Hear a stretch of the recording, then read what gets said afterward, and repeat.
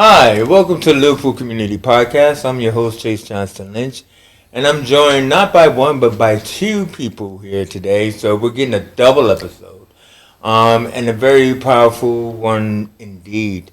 We're joined here today by Team1C Charity and its co-founders, Cathcart and Dave Hutton. How you guys doing?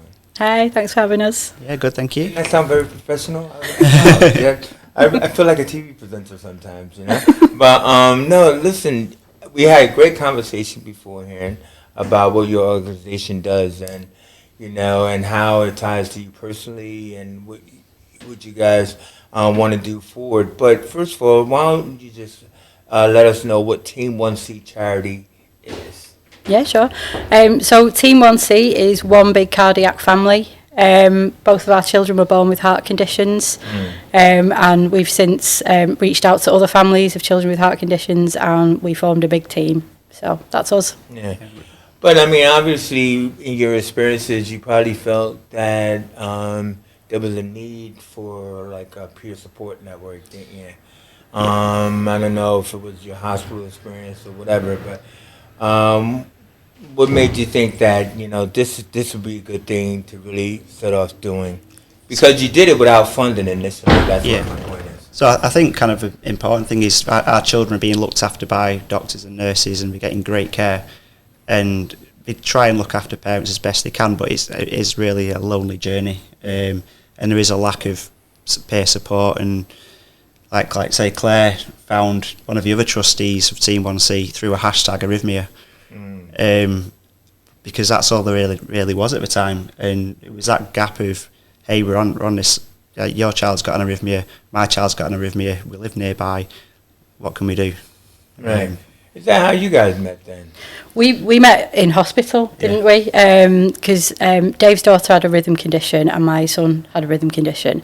So you were in the same unit? Yeah, and it was like we were the odd ones out because everyone else's children had like structural problems. So I kept hearing there was another naughty arrhythmia child. Yeah, you're like, there can't be. because it was quite rare for children to, most of the children in the hospital had structural issues. Yeah. So to have two children with arrhythmias in at the same time was pretty unheard of. And what were their ages? Let us know their ages when they did that. Isla was 1. Yeah, so Jake was about 18 months, I think. That's gotta be powerful. Yeah. And stuff. And so the support in the hospital, obviously, we don't want to say if it was bad or good, but you did realize that there was probably a gap. I think is something that you were saying there, Claire, that we can actually help more. And so this thing that you guys started went from this to 6 years in the making to becoming a charity. So what was that gap that you thought that there was? Yeah, so we were staying in hospital, and it was like a long-term thing, and it's quite a lonely experience because, you're in hospital, your child's sick, and your friends and family don't really understand what it is you're going through. Yeah. And we kind of supported each other through it, didn't we? And then the other families that we linked in with. So initially we started off just a social thing, but we thought we'd get together and raise some money for charities that were linked to children's cardiac health.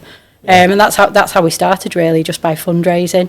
And then we kind of realised that yes, we're fundraising, but we're also having fun at the same time, and this isn't just being in hospital with a sick child anymore. This is going out and doing stuff and doing good in the world at the same time. So then we decided to kind of make it a bit more formal.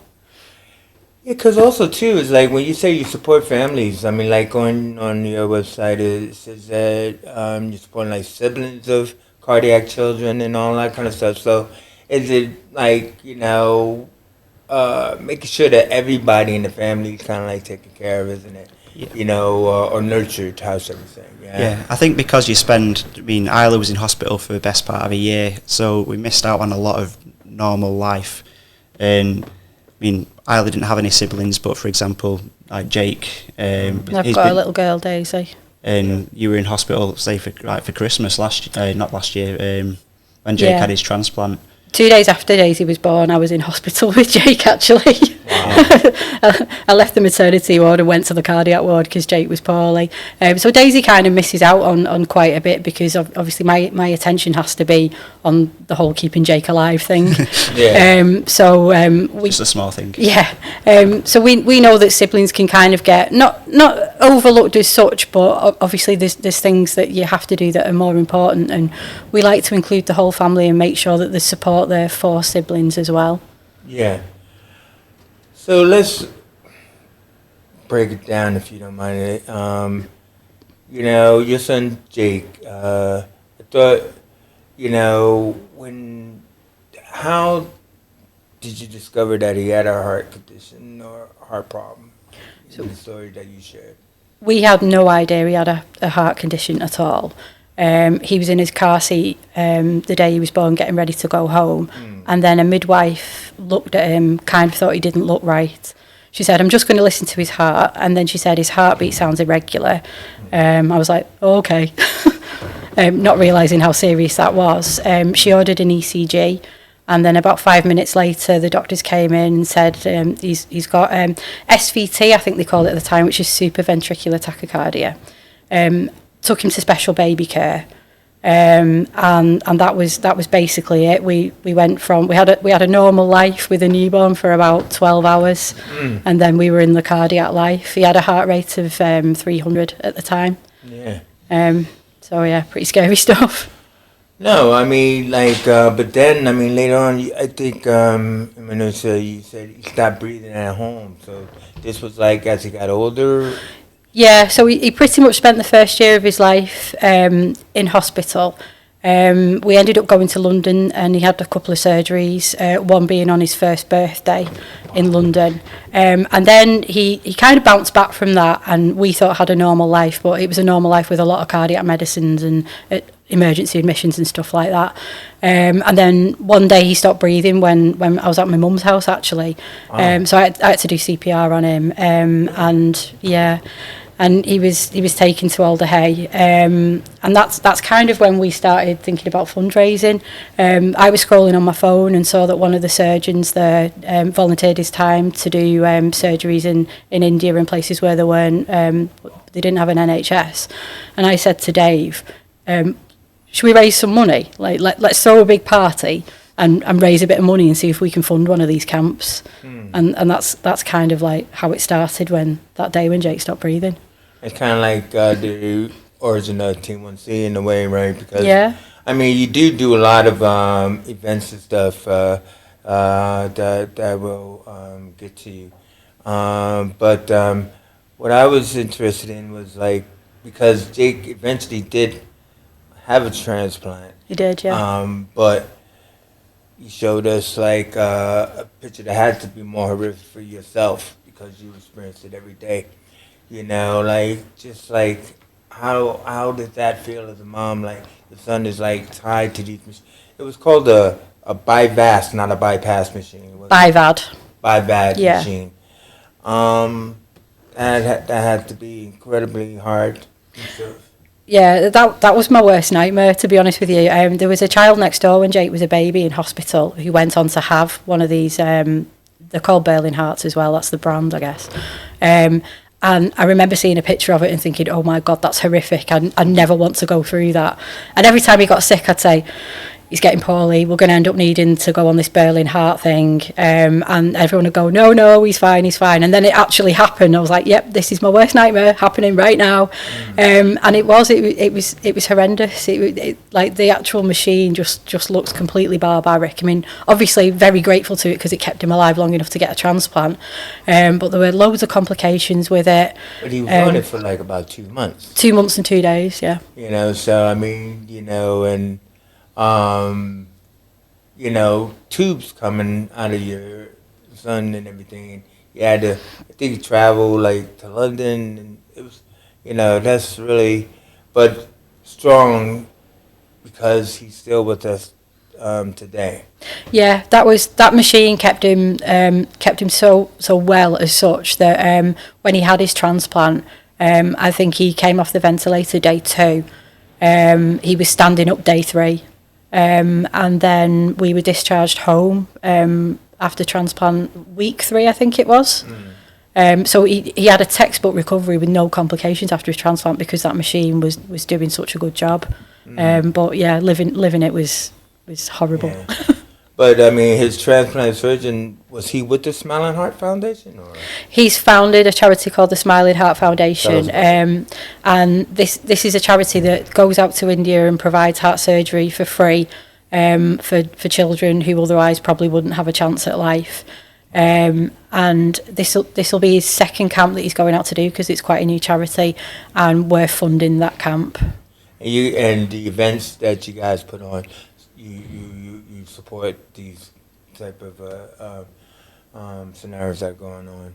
I mean, this is what people should do, right? It's like it's not just in your home, in your backyard. It's around the world and stuff like that. And started by you two, having, similar situations coming through it.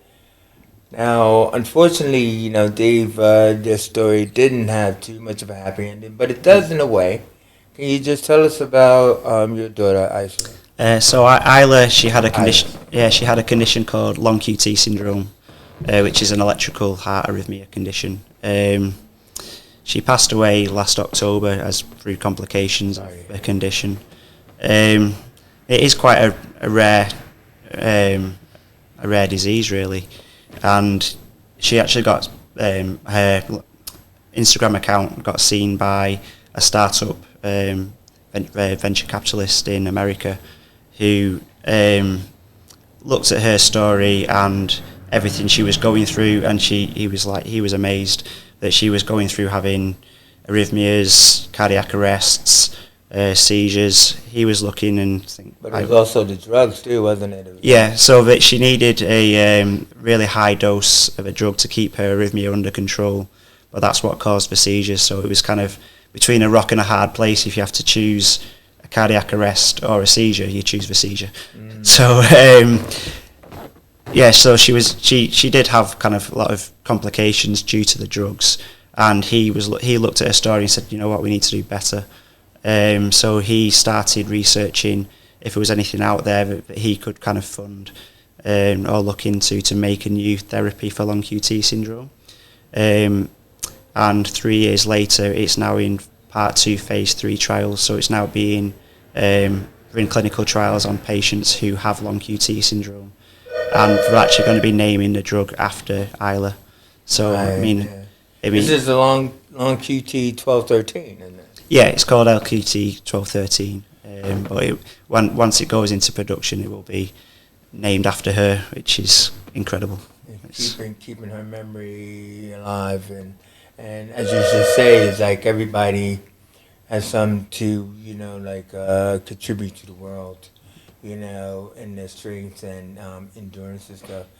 Now, speaking of that, then. That brings me to Tiny Tickers. This is something that you guys just funded or something. Is that right? So Tiny Tickers is a heart charity, and we do a lot of work on fetal heart conditions. Recently, what's her lady called? I can't remember either. She works at Liverpool Women's. She's very nice though. She's very nice. Liverpool Women's Hospital came to us recently and said there's a conference going on in Germany and would like to send our lead fetal cardiologist. She does all the echoes on newborn children and fetal pregnant mothers, and looking at the hearts of the babies before they're even born. So they came to us and said, hey, we want to go to this conference, but it costs, it's 5,000? It was 2.5, I think it was. But we did give them a cheque for 5 while we were there. Obviously Jake wasn't diagnosed before he was born. Had he been, we might have saved him some of the trauma he went through. So it's something we feel quite strongly about. Isla was diagnosed. It wasn't the actual condition she had, was it? No, but you did know she was cardiac. Yeah, they just said it was heart failure when she was born. But Yeah, because she was on a defibrillator, wasn't she? Before we picked up an arrhythmia before she was born. So when she was actually born, we sent her to Alder Hay, and she had a pacemaker fitted on day 2 of life. And this is day 2 of life. Yeah, and then she had the ICD, the defibrillator, that was implanted when she was 3. So she was the youngest person in the country to have that type of.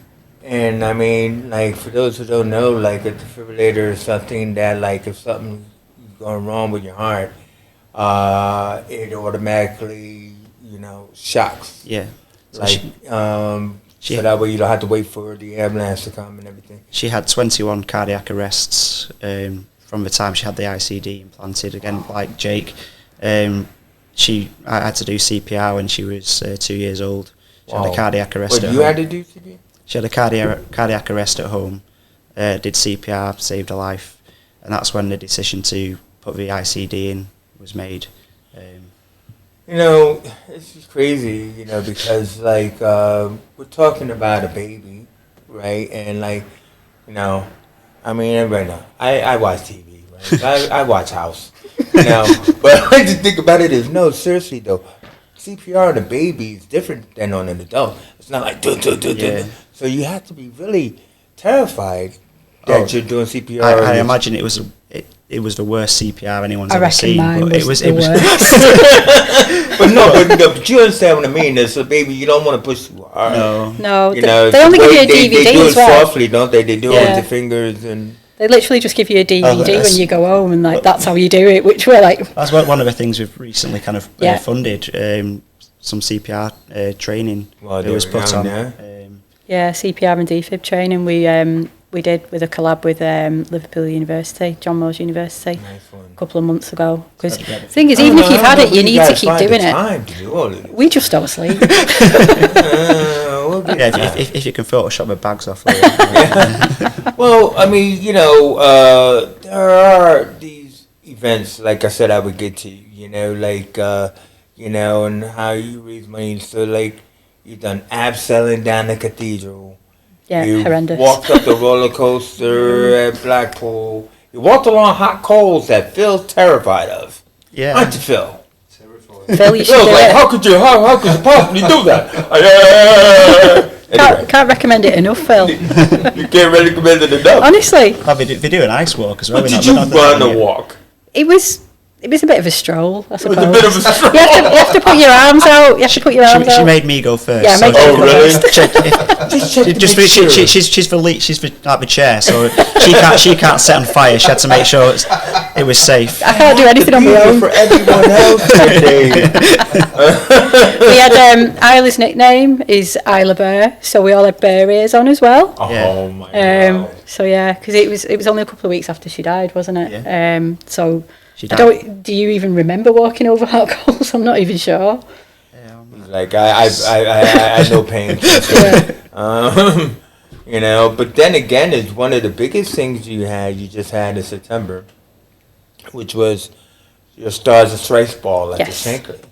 You raised a lot of money. Yep. And stuff like that. So how much did you raise there? 25,000. Wow.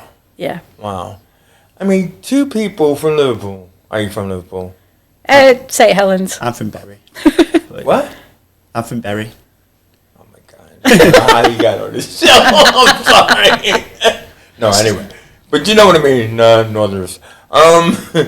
You raised 25K and everything. Now, what I liked was, what is this, the symbol of Stars and Stripes? It means something. So, we call it the Stars and Stripes ball, and that was our 3rd one. And basically the stars are our kids. Every table at the ball is named after a different child with a cardiac condition. And there's a little programme with a story and a picture about every child, and then every table gets sponsored basically. Yes. And then the stripes are the scars that the children have. So yeah. Nice one. You could have it be like a zodiac. That would have been cool, See, look at that, chasing his ideas. Okay. Don't worry about it, Phil. I won't go too long on that.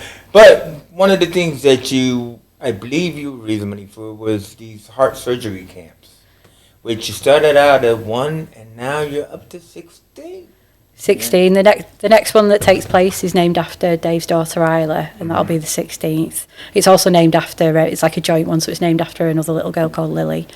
And yeah, so far we've funded 201 children's surgeries and 2 young adults. Yeah. Very important that we remember the 2. Now around the world as well, because Yeah. you said the first one was not the first one. You said there was one in Palestine, which was the first one. Yeah, the first one to take place in Palestine was one that we funded. Wow. Yeah. We originally just looking to fund one. Yeah. So the first ball we had, we hoped to raise 5,000. That ball we raised 20. 20. We funded 4 cardiac camps. So what is a cardiac camp?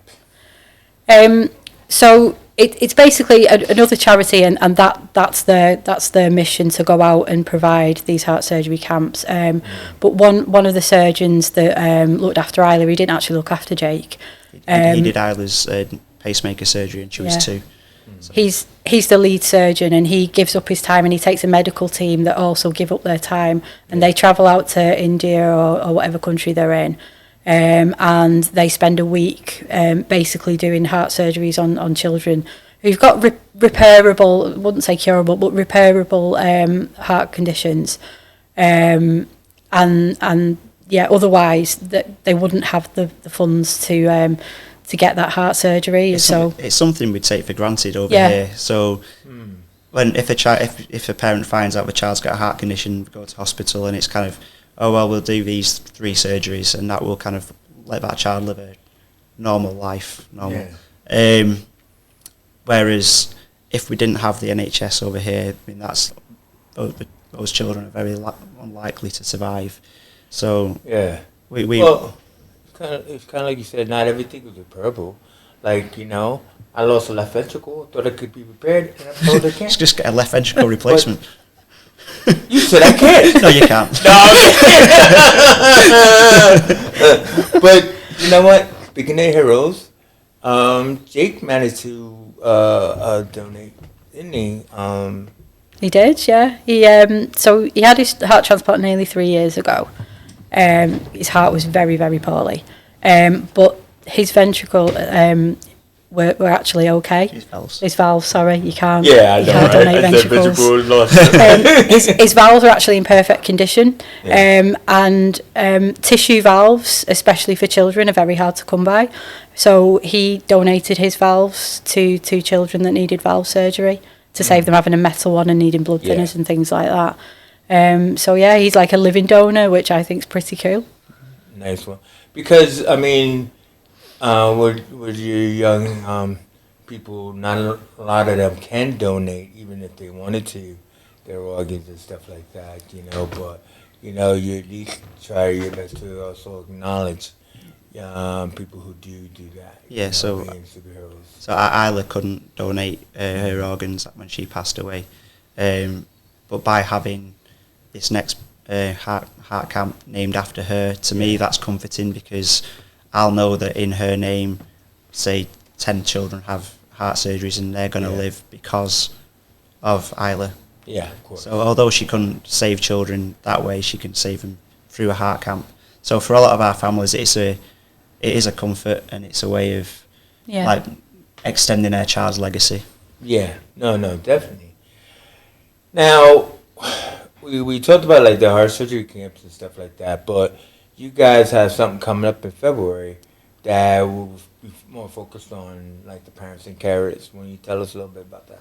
Yeah, it's going to be a wellness retreat, and it's a collab with the Standing Tall Foundation, who are quite a newly registered charity as well that focus on mental health.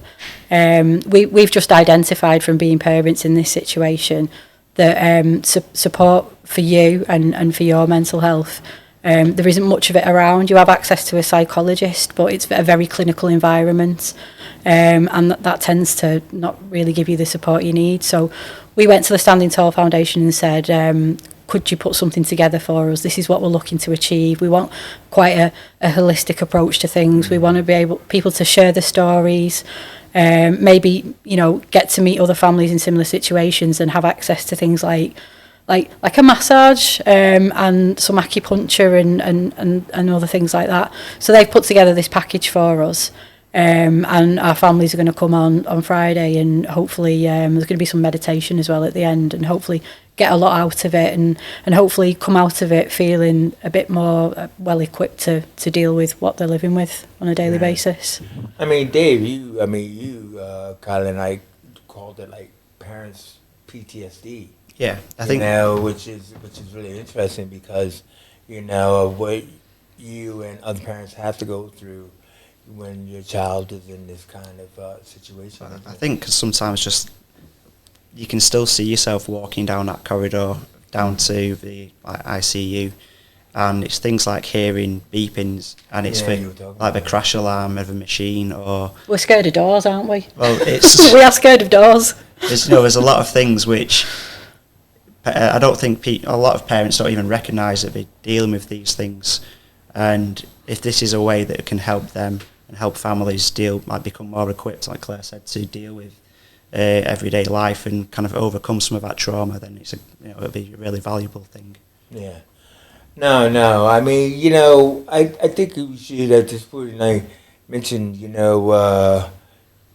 work a lot with other organizations, in your support network, like from an organization called Jump, Liverpool Women's Hospital, Ronald McDonald House, All Day, and they're kind of like your word of mouth network, as well as the support network and everything where people come from and stuff. So you put on events with these organizations and with the parents and carers that come into that. So that's like the things that you got like coming up. Like you said, you have a family fun day coming up with Ronald McDonald House. We do, yeah, in December. All Christmas themed, reindeers, panto, choir, the works. Yeah. Maybe even snow, who knows? Snow. Maybe. I want to snow at my wedding, but they said, "Chase, you think too hard." Yeah, so that's going to be at Ronald McDonald House. So previous families can come as well. They just have to register to get the ticket, and then everyone that's kind of staying at the house, it's just a bit of fun and something nice for them to do while they're passing the time, while they're living in this temporary accommodation, going through a rough time. I mean, when you mentioned Christmas, I just thought that was a really cool Christmas story that you shared about Jake's hospital stay, where you want to tell us that story. Yeah, so when Jake was awaiting his transplant, we were in Great Ormond Street in ICU, and it was locked down as well. So we were constantly wearing face masks. And we actually had a really nice Christmas that year, which sounds ridiculous because we were in London with a poorly child and our daughter was 200 miles away. But the hospital decorated his room. There were balloons everywhere. They made reindeer out of the things you wee in. We spent a whole day making those reindeer. It was great. Hey, reindeer that a thing you wee in? What are they called? Bedpans. Bedpans, yeah. We made reindeer out of bedpans.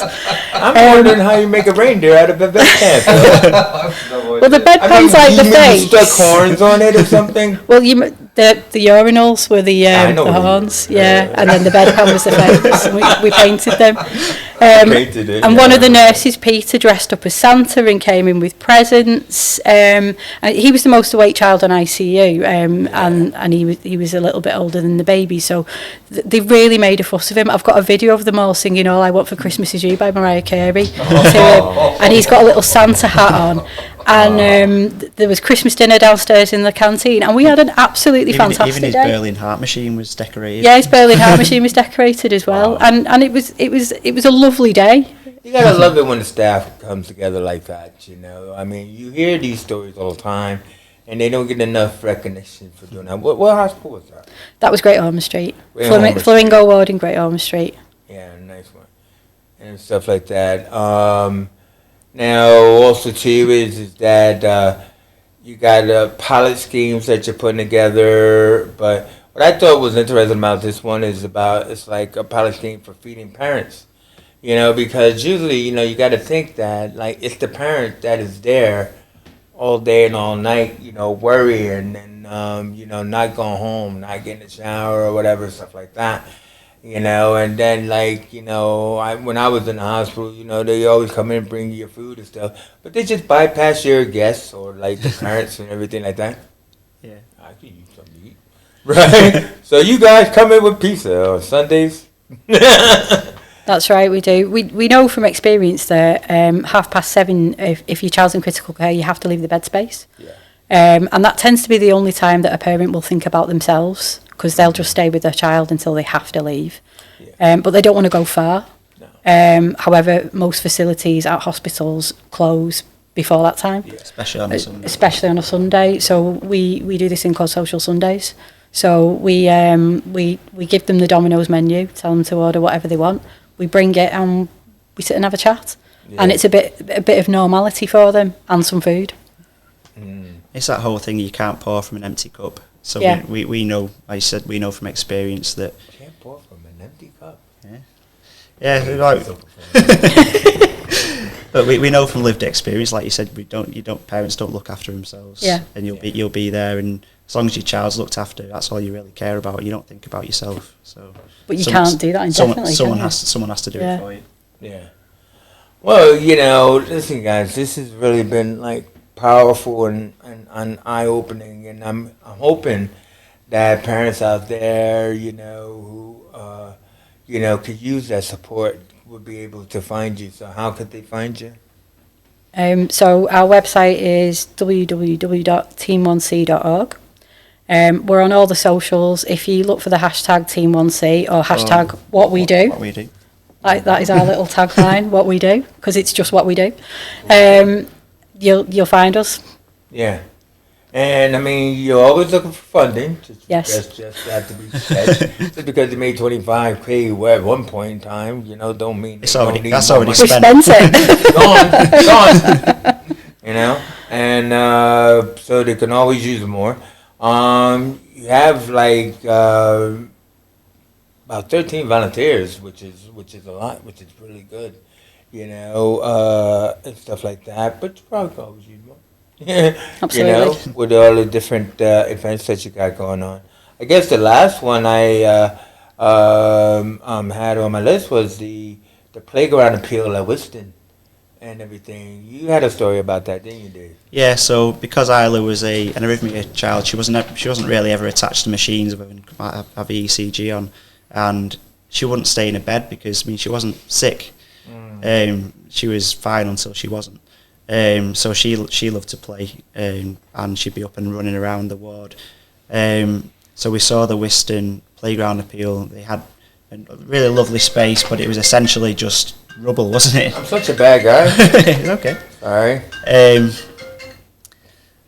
So Whiston had their Playground Appeal, so we thought that was a great thing to donate to. Definitely. And help them out where we could, because although it's not although it's a local hospital, children with cardiac conditions, if somebody have something wrong, so say just a respiratory infection, which to a child who's got a cardiac condition is far more serious than if they haven't, they'd end up in the local hospital. So although it's not a heart centre, it's somewhere where our children would go. So we think it's really important to support the local hospitals and provide them with facilities for our children, because they're still going to end up in hospital, even if it's not a specialist heart one. And it just benefits the community in general. So that was something we found really, really important. Well, I would just like to thank you guys for coming in today. I mean, you really epitomize what the Liverpool Community Podcast is all about. Just normal, everyday people who, are doing something important, whether they think it's important or not. I mean, Dave was a school teacher, Claire was an IT manager, but together, they're Team1C and everything, and working hard for the community and the children and our future. So I want to thank you guys once again for coming in and everything, and you've been listening to the Liverpool Community Podcast here on Big Hundo, and please like and subscribe, make comments, I mean, we love to hear from you and everything else like that, and check out our guests on their website and on all the socials and everything. Support their events and come on out. So for now, we out of here.